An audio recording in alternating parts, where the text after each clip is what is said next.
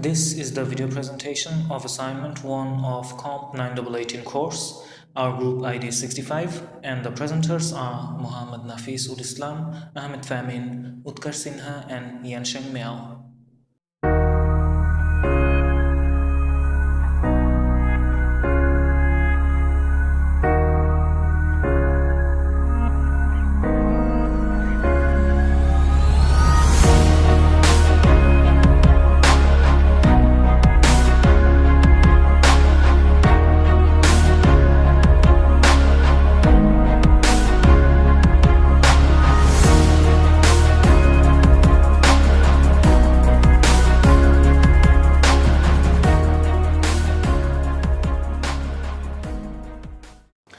The initial ambitions for the current Apple Watch were initiated in the year 2002.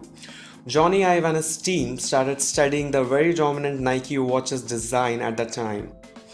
However, the real development started in 2011 with Apple's filing of design patent for an energy harvesting wristband.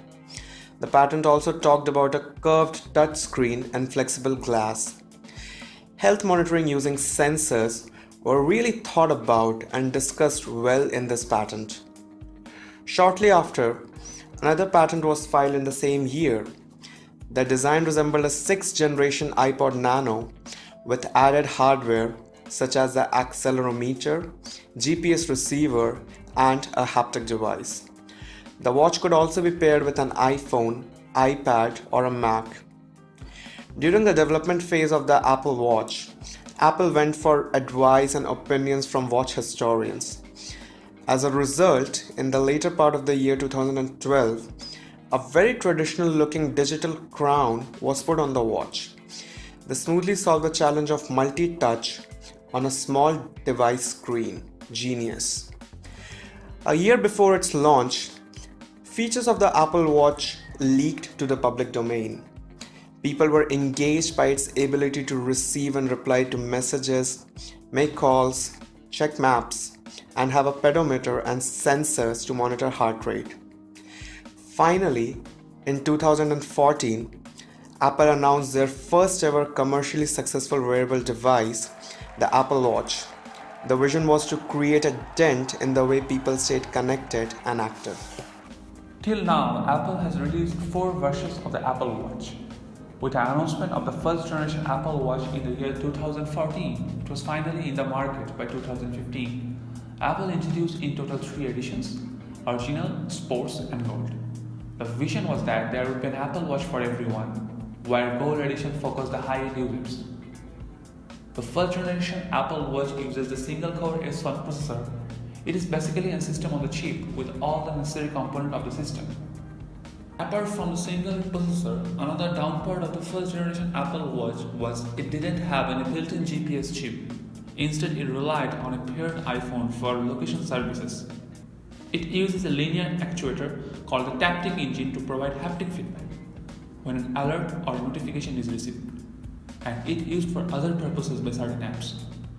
The watch is occupied with a built-in heart rate sensor, which uses both infrared and visible light LEDs alongside photodiode. All versions of the first generation Apple Watch have 8 GB of storage. The operating system allows the user to store up to 2 GB of music and 75 MB of photos. Next comes the second generation of Apple Watches, and it has 2 tiers. The Series 1 is the first one of them, released in the year 2016. It uses a dual-core Apple S1 preprocessor, which is a variant of the Apple S2, used in the later version. The main difference between these 2 processors is that S2 comes with a built-in GPS, whereas S1P does not. Also, this version of Apple Watch has a lower starting price than the first generation watches. So the Series 1 has all the features of the original Apple Watch. The only difference is faster processing power for the dual-core S1P processor. Now comes the Series 2, which was released the same year of 2016 as the Series 1. It's the first one to come with watchOS 3, which could launch applications around 7 times faster, and you can write messages with your fingertips directly to the watch. It also includes fixes for activity sharing and clock face layouts, as well as an auto unlock feature. Apple claimed that the new S2 microprocessor at the heart of Apple Watch Series 2 is 50% faster than the original Apple Watch processor and offers double the performance for on-screen graphics.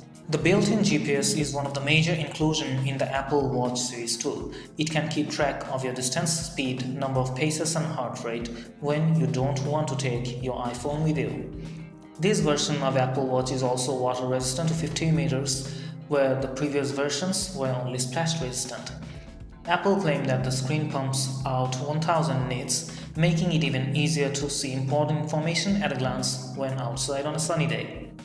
In the year of 2017, the journey of the third generation Apple Watch began with the release of Series 3. It has a new dual-core processor that delivers up to 70% faster performance. It allows Siri to respond faster and talk back to the users too. The major breakthrough of Apple Watch evolution came with Series 3 as it has the cellular feature. This means the users can make calls using their iPhone's number. It also allows using maps, streaming more than 40 million songs from Apple Music, and even sharing the location. The Bluetooth chip inside Series 3 makes its Wi-Fi and Bluetooth much faster than before. All cellular models of Apple Watch Series 3 come with 16 GB of storage space, which is double the amount of storage featured in the previous versions. The presence of a barometric altimeter allows Apple Watch Series 3 to gather general elevation data during workouts. Even with all of these new features, Apple says the Series 3 gets the same 18-hour battery life it did before, and that includes Bluetooth, Wi-Fi, GPS and cellular usage. And of course, it has all the necessary features from the previous versions, including second generation OLED Retina display, 15 meters water resistance, GPS, etc.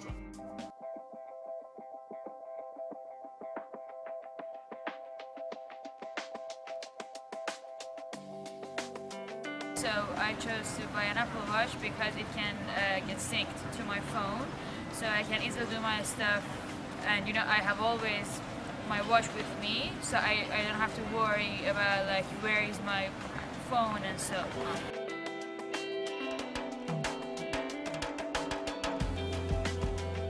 I think the main reason I chose Fitbit over an Apple Watch was the price point is a lot lower. So this one I have was only like $250. I'm not exactly sure how much Apple Watches cost, but I know it's a lot more than that.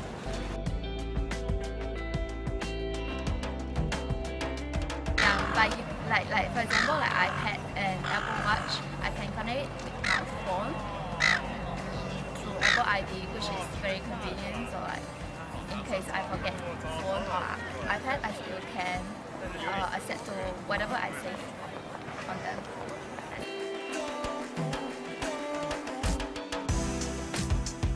The Apple Watch needs to have better battery life, better hardware to accommodate your lightning cable or future generations of cables, and better design, glass, make it more durable. The next version of the Apple Watch is due release in September alongside the new iPhone. Not much has changed in the look of the past 4 releases of the Apple Watch, and who knows, we might be just around the corner of a major breakthrough. Coming to the future features, the Apple Watch Series 4 will run on watchOS 5. The newest version of watchOS will include improved health tracking options.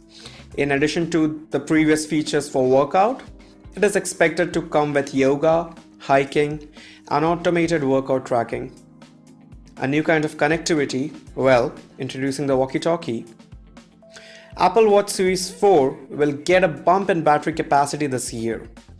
In addition to a larger battery, Apple may be planning a watch strap that may act as a battery pack. Upgraded Siri features will allow third-party apps on Siri watch face. And since Apple has had a legacy to amaze, so we'll have to wait until the watch is finally here.